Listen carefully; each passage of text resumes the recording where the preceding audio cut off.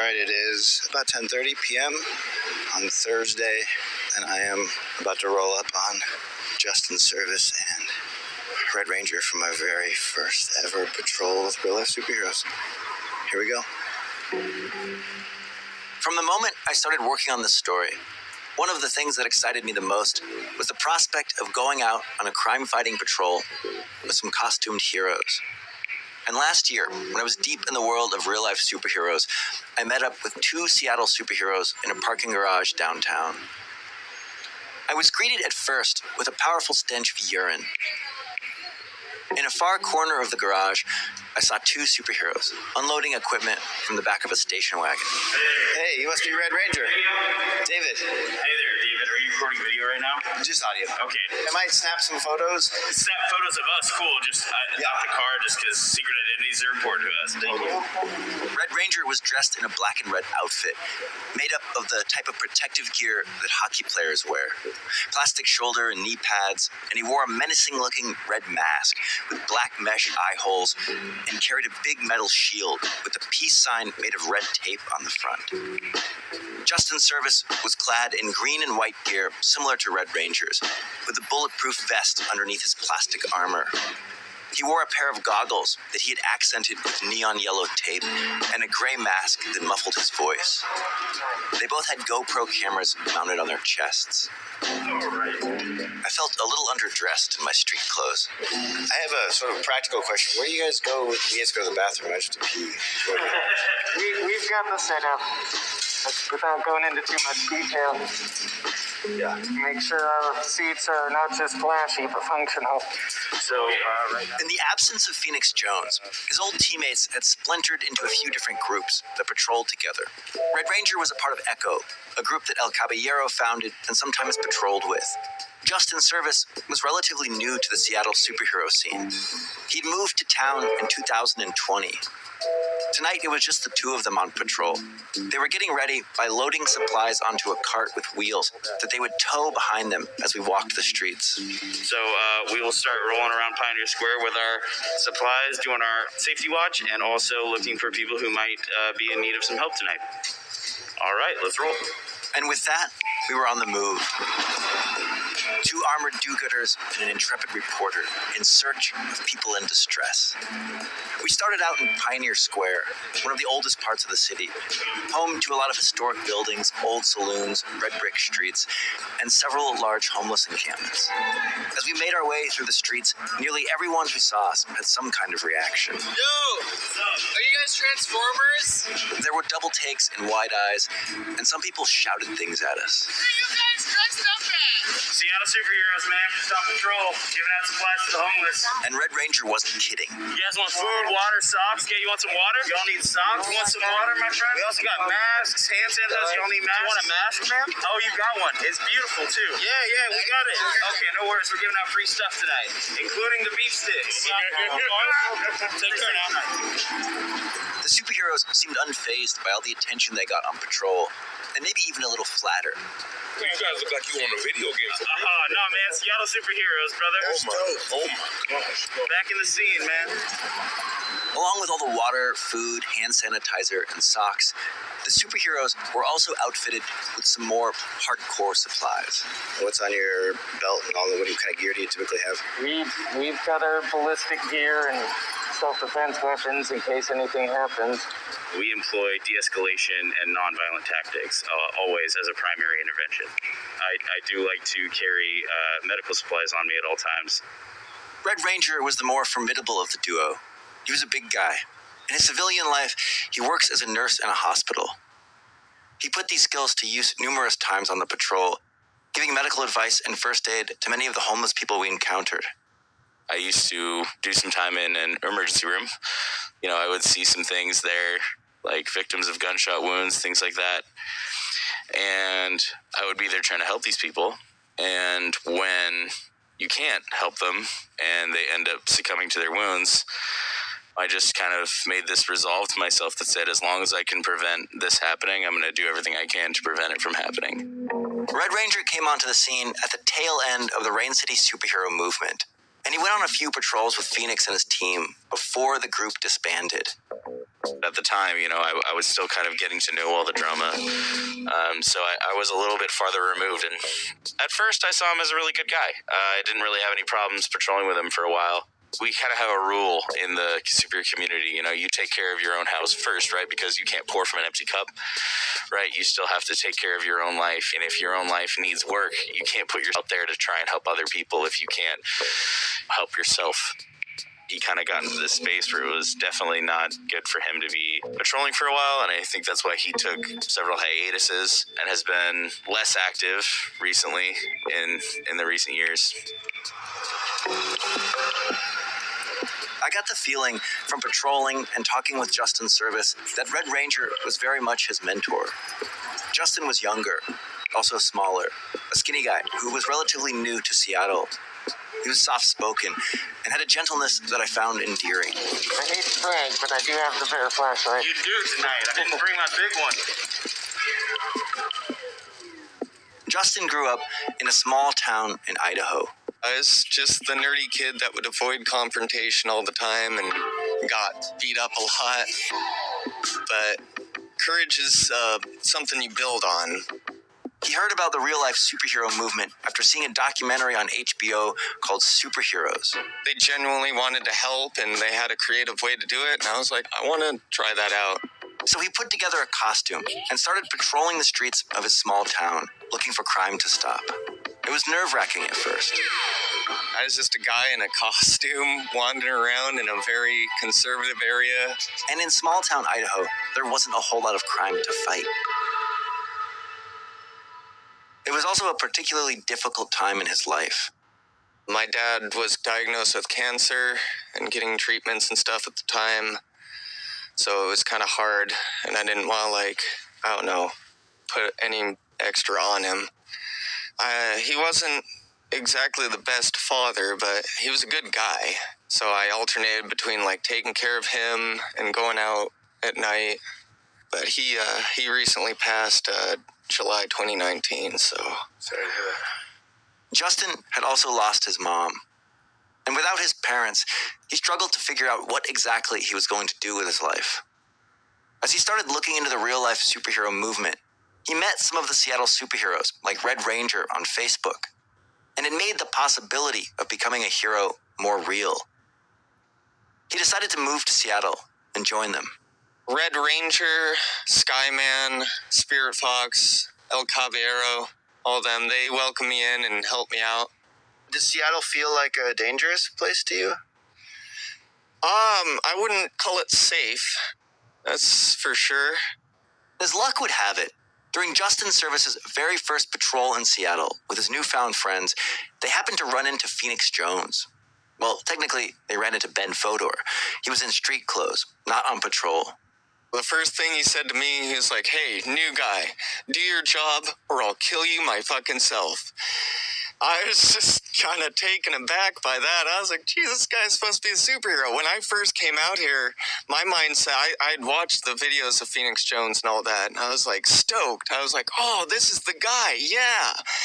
And then he says off the wall stuff like that, and I'm like, okay. That was my first time meeting the famous Phoenix Jones. When I asked Phoenix about this exchange, he admitted to saying it. He claimed he was only joking, but it didn't seem that way to Justin Service. How can you claim to be a defender of the innocent and be a bully at the same time? After spending time with Justin and hearing his story of losing his parents, I just felt this paternal instinct to protect him. And knowing that he was inspired to uproot his life and move to Seattle precisely because of Phoenix, only to meet him and have him threaten his life, it really angered me. We got socks. We're giving out totally free.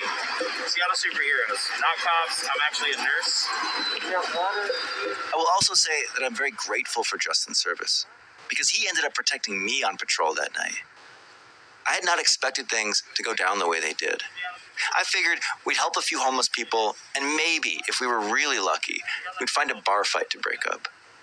Because the vast majority of the time, superhero patrols are pretty uneventful. Even if you patrol every night, The odds of encountering a crime in progress seems insanely low. But that's also one of the arguments I've heard for these patrols, that the presence of these crazy-looking characters can actually deter crime. I mean, would you snatch a purse from an old lady if a dude in head-to-toe body armor and a metal shield was glaring at you? What I was not prepared for was the profound mental health and addiction crisis that we were wading into. At one point, we were standing on a street corner, handing out food, when this guy with a crazed look in his eyes came running at me with a metal pole. Justin Service jumped in between me and the guy. So we just had a guy threatening other residents of this homeless camp with a pole, and Justin Service and I just put ourselves between him and the residents of this camp, and he walked away. He's coming back though, so never mind. That's why we wear the armor. He ended up stopping short of attacking us, but he was clearly distressed, rambling incoherently. Oh, did you need something else, my friend? So Red Ranger and Justin Service decided to try a different approach. They asked the guy about his weapon. Is it a flute? What is it? It's compressed in spots like Looks like a flute. Do you want some water or food or anything? we can give you that right now, brother. I'm sorry, it's just you guys were walking. Oh yeah, we're going all around the city tonight. All right, brother. Be safe with that thing tonight. It looks cool. Be safe with it, okay? Red Ranger and Justin Service handled the situation extremely well. It was impressive. In fact, they were so kind and gentle with the man that he decided he wanted to join us, and he walked alongside us for several blocks, while Red Ranger deftly tried to get him to go off on his own so we could continue our patrol. All right, brother. Take care. Well, can I roll with you and see if I can learn some shit? It's all right, man. We're gonna be moving all around. Howdy, folks. You guys need any food and water? There were other encounters that still haunt me. One woman came up to Red Ranger when she heard him say that he was a nurse. Are you a registered nurse? Yes, I am. She showed him her arm, which was covered in horribly infected sores from using intravenous drugs. Even Red Ranger seemed a little alarmed. That's a serious infection, and you need some antibiotics for that. I would make sure you get to a hospital as soon as possible, okay? Yes. Can you walk there? Can you get there? Are you hurting right now? No, I'm okay. I got my medicine and my needles, so I All right, dear. have to shoot up. But I understand that, but you got to be safe with that, okay? Make sure we get clean needles and go see a hospital as soon as you can, okay, dear? Maybe I was just paranoid, but we came across so many people who were clearly struggling with mental health issues. I was worried they would see the superheroes in their armor and think they were a threat, and they would attack us. But no one did. Instead, they accepted our socks and food and were grateful. Red Ranger administered first aid to several people who seemed to be in really bad shape. It was pretty remarkable to see the superheroes in action, and it was an experience that has stayed with me, especially after hearing the way Phoenix talked, specifically about Justin Service and the other members of the superhero community who were drawn to the humanitarian aspect of this work. Seeing Red Ranger and Justin Service changed my opinion of the real-life superheroes. Before going on patrol, I was a lot more skeptical of the good that these superheroes were doing. But I came away from my patrol with a lot more respect for them. I did wonder, though, how it affected them to wade into so much pain and suffering as often as they do. What is like your regular day-to-day life like when you're not fighting crime? I won't go into too much detail, but I am currently homeless myself and trying to work towards housing and all that. So fighting crime on top of all that is a little tricky, but I try and make it work. Even when I'm not in the mask and everything, I have an app called Citizen. Yeah, and so I use that a lot to find incidences near me, and I'll rush right to it, armor or not, just to make sure everybody's safe, and if there is anything I can do to help, I'm there, you know, so. Yeah, it's pretty amazing that you do all this work and you're also like struggling to find housing yourself. What is that like? I suppose it's just a matter of I've experienced a lot of loss myself with like my parents and being homeless and stuff. I just understand what it is to be struggling, and if I can help another person not struggle as much, that helps my life, you know? So yes, I'm homeless and I'm working towards finding housing, but I have ways to feed myself. I have ways to work with housing navigators and stuff like that. So I want to help the people who don't have those resources. It's kind of the same with the armor. You know, if I'm the one with the armor, I want to take the damage, not the person who doesn't have the armor. I'm just in service. I'm here only to serve, not to receive. I was shocked to learn that Justin Service was homeless. I think if anyone deserves to be called a real-life superhero, I'd like to nominate him, a guy who's struggling to find housing and spends what little money he has buying food and socks for other homeless people. And learning that he was homeless made me more angry at the way Phoenix talked about people like Justin. The way he labeled them with his trademark insult, real-life sandwich handlers. PJ said that a long time ago, and it's like, you know, from my perspective of being homeless and all that, I wish that there were superheroes handing sandwiches on the times I was on the street and all that. I'm in a shelter now, but yeah, it's just crazy to think that helping someone is bad or ineffective in some way. Like, that's what heroes do. We help people. It's not always comic book action and fighting kaijus in the street. It's helping people, first and foremost.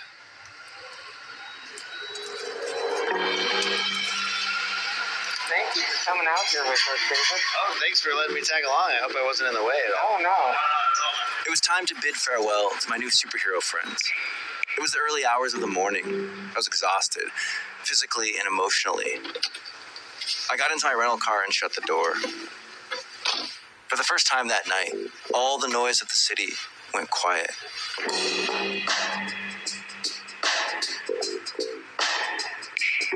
I sat there for a good while, feeling heavy with sadness after seeing so many people suffering. It was impressive to see the superheroes dedicate themselves to helping, but the scale of the problem felt overwhelming, and the need for housing and supportive services far greater than anything that superheroes could provide.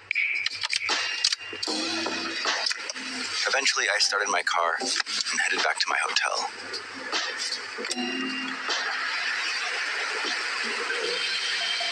Meanwhile, all was not well with the city's most famous masked adventurer. Phoenix Jones was about to find himself in a mess he couldn't talk his way out of. That's coming up. How would you like to come home to a bartender who will fix you any cocktail you want?